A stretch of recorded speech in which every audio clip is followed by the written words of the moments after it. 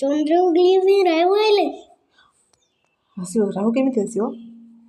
ସେ ତାର କିଛି ଦେଖାଯାଉନି ମୁଣ୍ଡ ଖାଲି ଗୋଟେ କଳା ଛାଇ ଅଛି କିଛି କେମିତି ସେ ଆସିବ? ସେ ଏରୋପ୍ଲେନ୍ରେ ବୋଧେ ଆସିବ। ଆଉ କେମିତି ଆସିବ କହ? ଖାଲି ଉଡ଼ି ଉଡ଼ିକି ଉଡ଼ି ଉଡ଼ିକି ଆସିବ କଳା ଛାୟାଟେ ଆସି କ'ଣ କରିବ? ଗିଳିବ କେମିତି? ଖାଇଦେବ। କାହାକୁ ଖାଇଦେବ? ହଁ କରିକି ଖାଇଦେବ।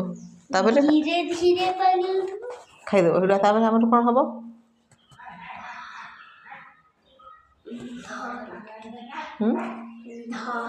ତାପରେ ଆମେ କ'ଣ କରିବା? ଆମେ କାହିଁ ଖାଇବାନି?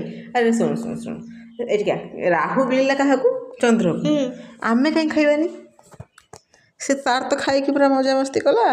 ଆମେ କାହିଁ ଖାଇବାନି? ଉପାସ କାହିଁ ରହିବା କହ?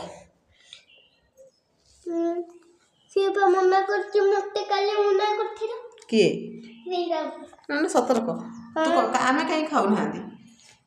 ଖାଲି ରୋଗ ରୋଗ କାହିଁକି ହେବ? ତାକୁ ଆମେ ଖାଇଲେ ସିଏ ତାର ଆଗେ ରୋଗ ହୁଅନ୍ତା ଚନ୍ଦ୍ର ଖାଇକି। କାହାକୁ ରୋଗ ହେବ? ରାହୁକୁ ରୋଗ ହେବ। କେମିତି? ଚନ୍ଦ୍ର ଖାଇକି ଆଗେ ରୋଗ ହୁଅନ୍ତା। ରୋଗ ହେଲେ ଭଲ ହେବ। ରୋଗ ହେଲେ ଯେତେବେଳେ ପୃଥିବୀ ଉପରେ ପଡ଼ିବ ଦେଖିବା ପଡ଼ିବ। ଆମେ ଖାଉନାହାନ୍ତି କାହିଁକି? ରୋଗ କାହିଁକି ହେବ? ଖାଇବା ତ ସବୁଦିନ ଖାଉଛନ୍ତି, ଆଜି ଖାଇବା ରୋଗ କାହିଁକି ହେବ? କାହିଁକି?